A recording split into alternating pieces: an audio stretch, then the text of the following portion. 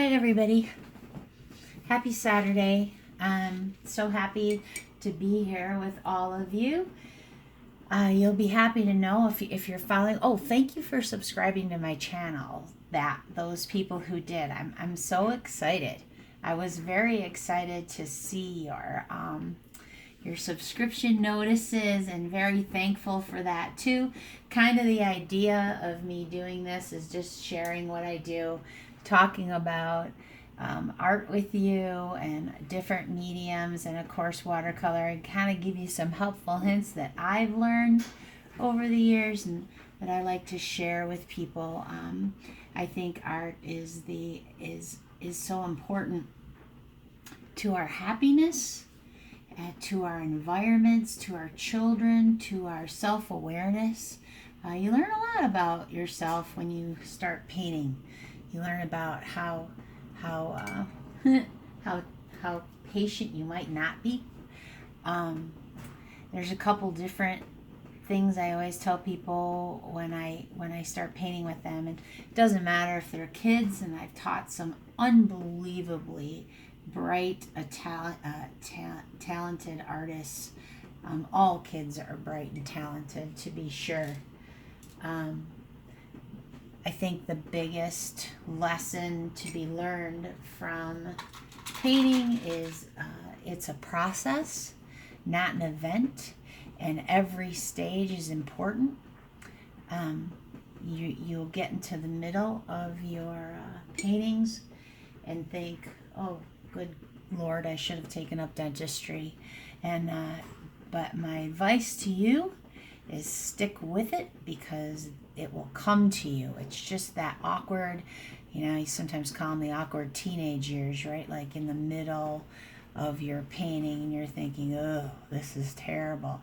Can't tell you how many times I've personally torn up, sheets of watercolor paper, just being impatient and wanting sort of instant gratification, which I guess we all do that, right? Because that's the world we're in, is instant gratification. Not always the best course to take or philosophy to adopt when you're an artist, because you're going to go through some things and you're going to have some crash and burns, and you're going to have some unbelievable successes, and if you stick with it, the successes will outweigh the crash and burns. Sorry, I have to pull my stool up. So what's going on in my life this week? Chris and I, my husband and I, adopted a dog. His name is Rocker. My husband names all of his dogs after car parts. So even though you might think Rocker has something to do with our love of rock music, which we have a passionate love of rock music, it is not. Rocker's name is, he's named after a rocker arm in a car. I was brought up as a racing kid. I was racing. My dad had race cars, and we got to travel all around the country when I was a kid. It was a great growing up.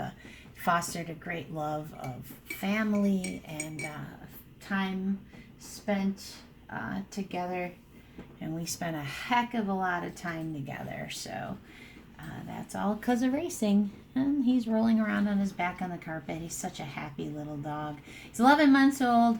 He's black and white. Looks like he has a tuxedo on. He was from a shelter in Houston, and he came to Colorado, and man, does he love the snow. He and I took a 3.5 mile walk / hike / whatever in the blizzard that was this morning. I'm looking out my window and it's still lightly snowing, but he loves it. And we got Rocker from a cool event called Pints and Pooches at Bonfire Brewery in Eagle. So if you're in Colorado and in the Vail area, highly recommend Bonfire Brewery. Cool place, all redone, great bar, totally pet friendly. I mean, dogs there all the time, and there's an outside kind of garden, beer garden, I guess, with a bonfire, hence the name, maybe, I don't know. And it's really fun. Beer is really great. Colorado craft beer is a big deal, and we like to take advantage of that. So the Eagle County Animal Shelter had a Pints and Pooches event there, and we went and we came home with our new best friend. So I'll show you a picture of him in a little bit, but anyway, back to painting. So watercolor is different than other painting mediums. We leave the white, we don't put it in at the end. So we sort of start light and move dark. Very different when you use acrylic or oil. It's just the opposite. We start dark and move light. In watercolor, it's different. And it's, I think the best paintings of any medium really are layered. They're layers of paint that sort of bring the painting to you. It's in the middle of every painting. I have wondered many times why I haven't chosen dentistry as my profession instead of art, because in the middle you're thinking to yourself, oh, what have I done? But my advice to my students and people I talk to is, stick with it. Art is a process. It's not an event, and it'll come to you. You just have to believe in yourself and believe in your work and your ability. Not going to tell you that it doesn't always that always happens. Some paintings, just aren't as successful as others. But if you stick with it and keep practicing, I guarantee you will get better and you will like your work and you'll be happy. And art is essential, to me. Art is one of the great loves of my life. I thank God every day for my ability to paint and my willingness and wanting to paint and learn. And I like to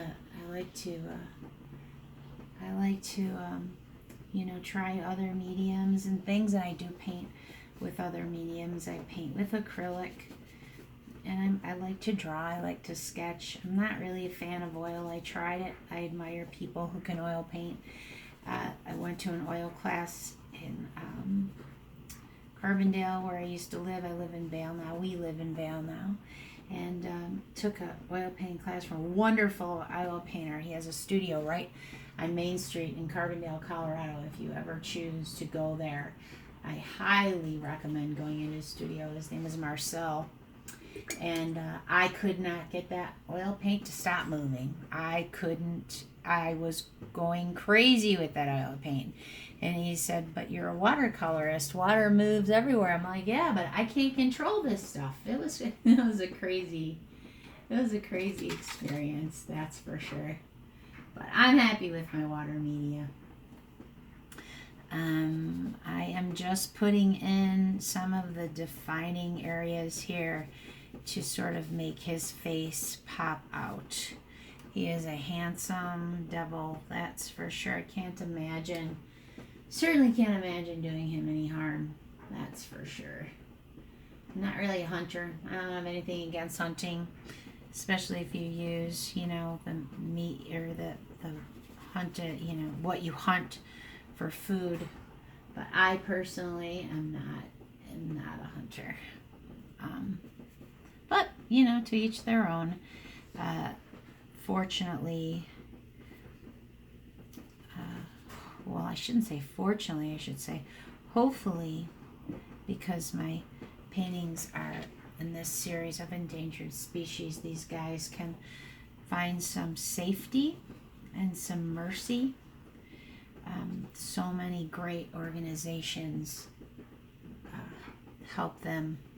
I don't know if it's enough. I don't know if it's ever going to be enough, but hopefully we can raise our state of consciousness as a race and realize that if we keep doing what we're doing, we'll never see a live one again. And certainly I love my paintings of them, but it's nothing like seeing them live and thrive and grow and reproduce. So when I choose my colors for my paintings, I never do that ahead of time.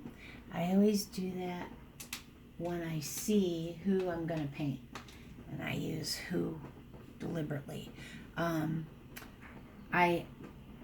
They sort of tell me what color they are. I don't really have a preconceived notion. I mean, I like certain palettes, and I think as an artist we all sort of have a favorite color or a favorite color palette, and that makes perfect sense. But that isn't always what they end up being. I'm certainly traditionally not a purple person.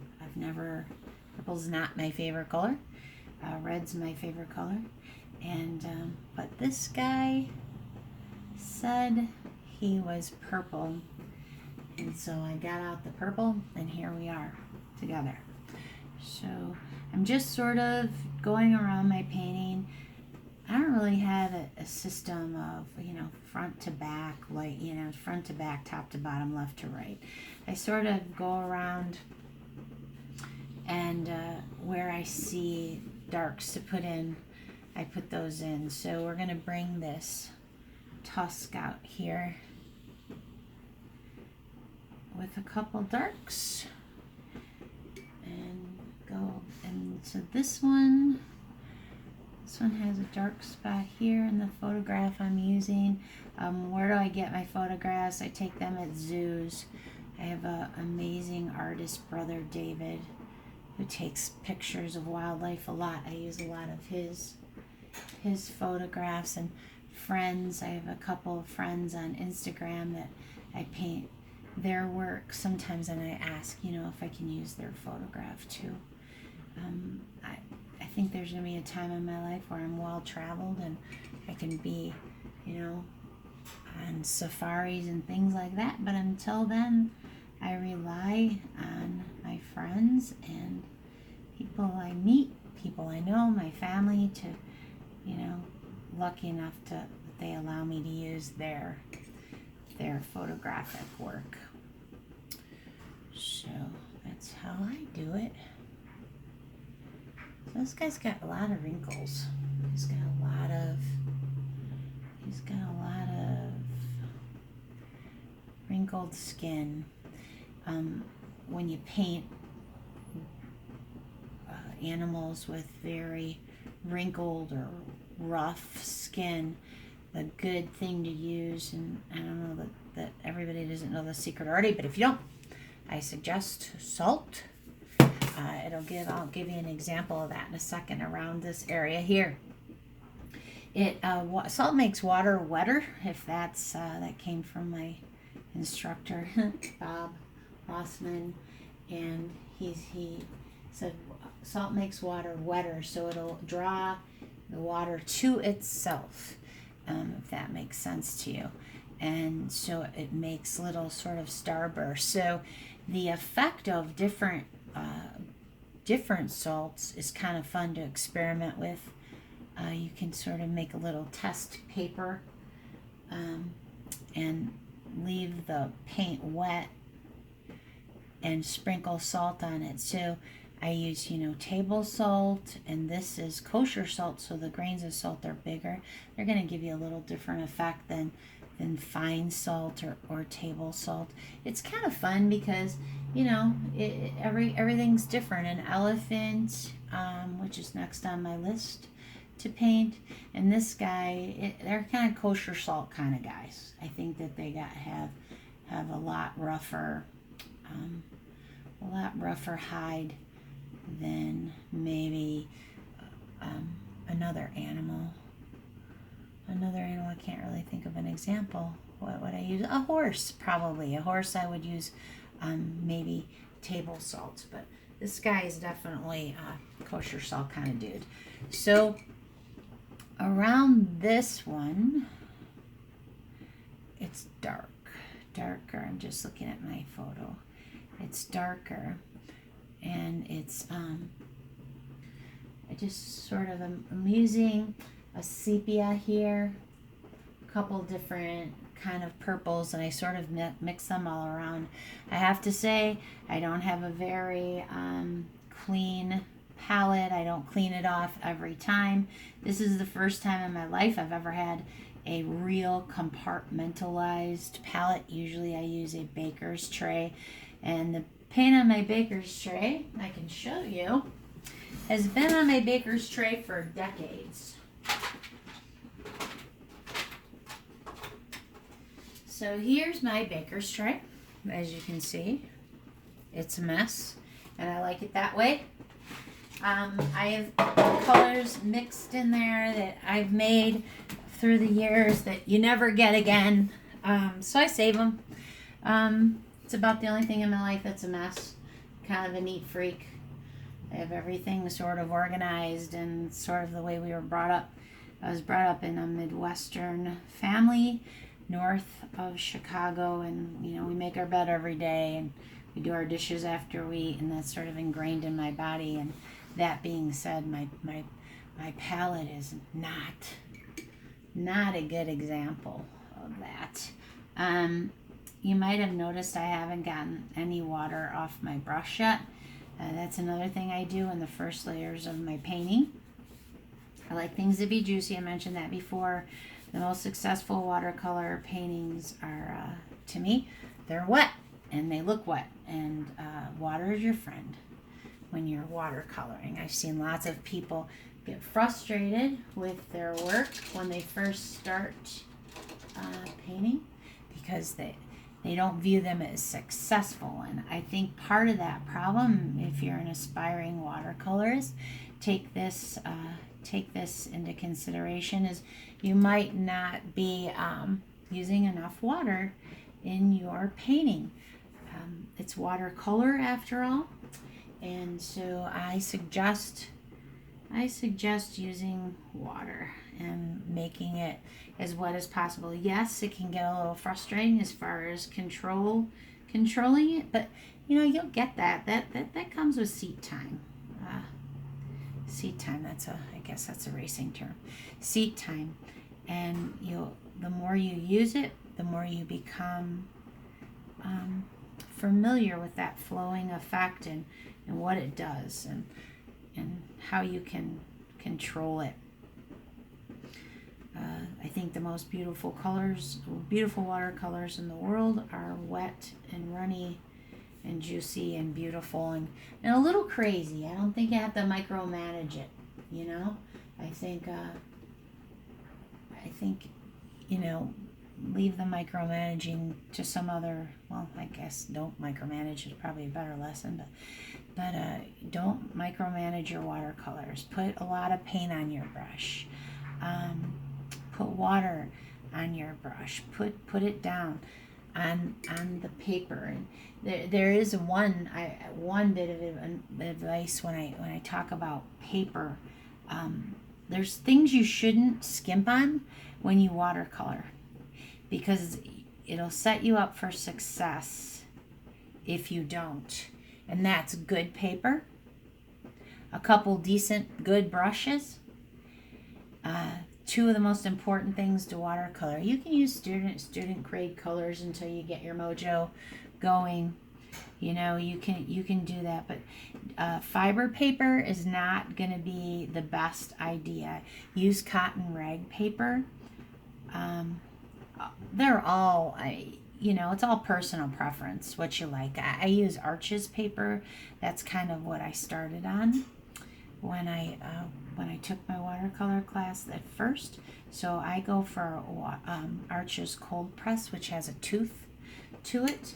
I like the way that the watercolor lays in that rough surface and sort of comes out of that. I love that. I love the way it looks. A hot press paper is going to be smooth. Whole different effect. Cool for some things, maybe you want to use hot press for some, cold press for others, depending on your subject of choice or what have you. But I like a nice tooth on mine, so I use Arches. I use 300 pound. There's 90. To the best of my knowledge, there's 90, 140, and 300. So I started on 90. I graduated up to 140, and now I just use 300. I like the thickness of it. I like the predictability of it. I'm not really into taping everything down and doing all that. I love the deckled edges of it. I think they're beautiful.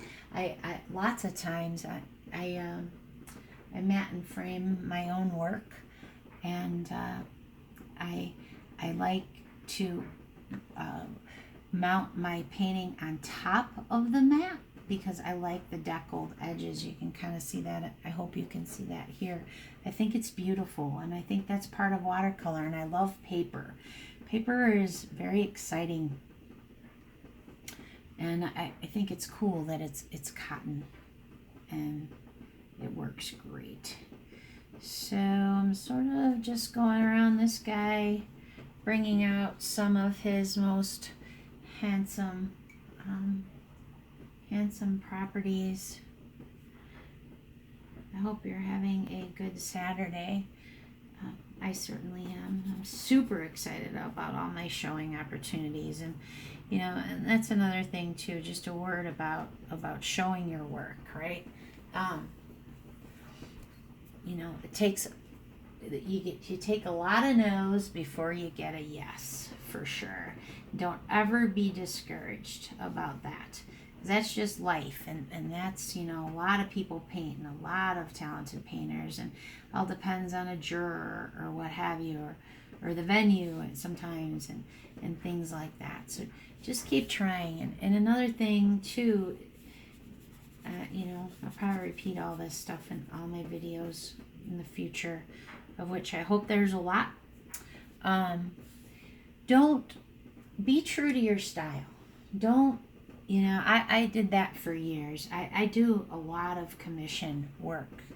A lot of commission work. Very, very, very, very, very blessed to do that and to have people ask me to paint for them. And I used to do a lot of my work, and I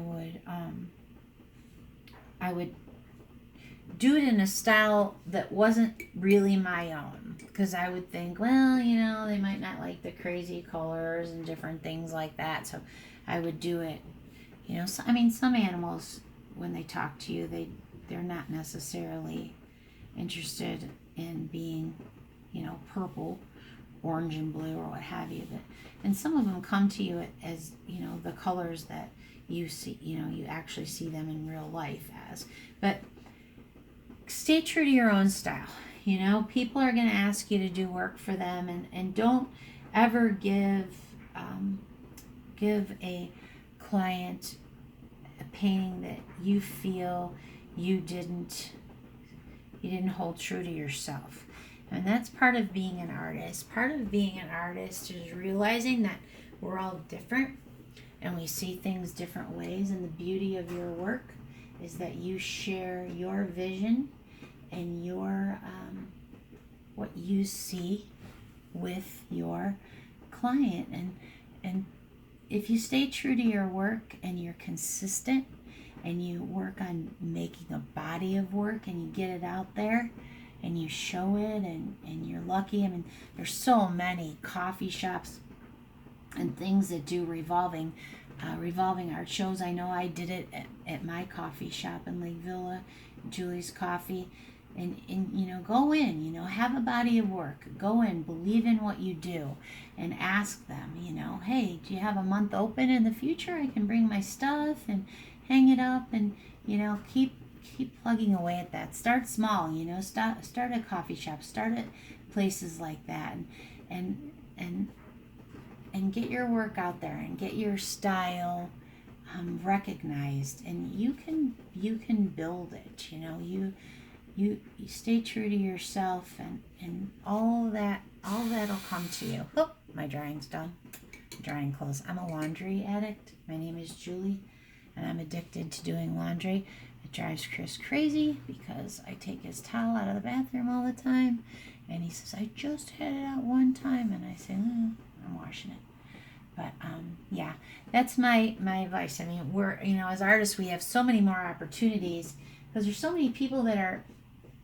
I mean, I think society on the whole is becoming more enlightened. I choose to believe that. I choose to believe, we're eating better, hopefully eating better, and we're taking better care of ourselves, and we're seeking out beauty. And there's certainly plenty of places, and some of those beautiful places is your local coffee shop. I'm a big supporter of local business, being raised in a local business, and my family having local business. I'm a big supporter of local business. So even if you don't like coffee, if you like tea, or you like sparkling water, or you like a good donut or good pastry, head into your local coffee shop, start supporting that coffee shop, and then say, hey, I'm an artist. I notice you have art on the walls. Is it a revolving gallery? And they say, yeah. And then you say, I'd love to bring my stuff in. Would you like to see it? And then they say, yeah. And then guess what? You're well on your way to sharing your work with the world. Don't get hung up on every detail. Don't get hung up on, there's a term. I'm taking a clay class at the Colorado Mountain College Edwardsville Valley campus, and I love clay. I'm having a ball with it. And there's a term, Japanese term, wabi-sabi. One of our instructors there, her Instagram. If you like clay, I encourage you to follow Willow. Her name is Willow, and her Instagram handle is wabi-sabi mud. And she's amazing. And she taught me about this term called wabi-sabi. It's a Japanese term, and it's about beauty and imperfection.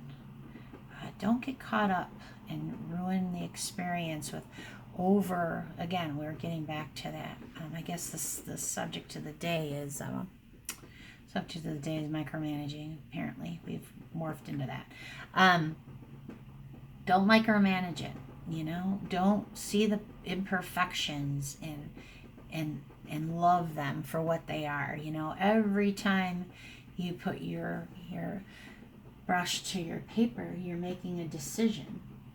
And it's funny, people say, and all artists, if any of you are artists watching, I hope, and they'll say, you get done doing, it's very exhilarating to paint, it's true, to make clay vessels and sculptures and stuff, but it's tiring, and you're tired. And I've had people say, how could you be tired? You paint all day, or you just spent the afternoon painting. And I'm like, hey, every time you touch the canvas, every time you touch your paper, you're making a decision.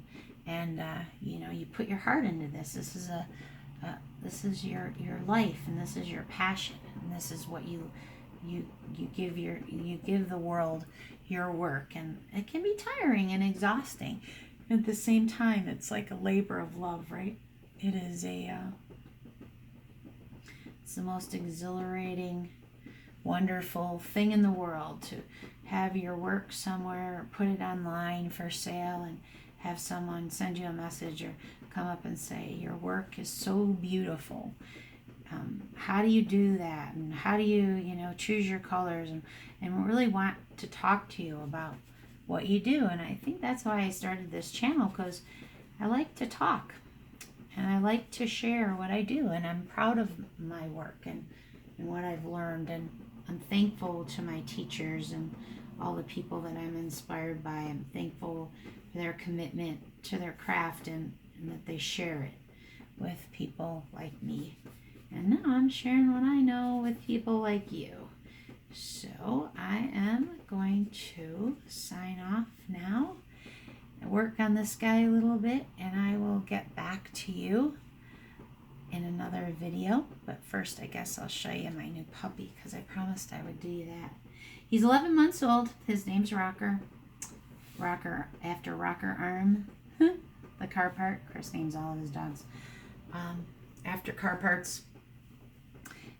We're car people, and so before I do that, though, I think I'm going to drop some salt in here. And then you can see sort of how it works. You can see the before and after. So here's the before. And what you want to do is you want to get this nice and wet. You know, it's always a delicate balance between paint and water for sure. But you want it nice and wet. And you can do it with your hand at first if you're a little apprehensive. But there it is.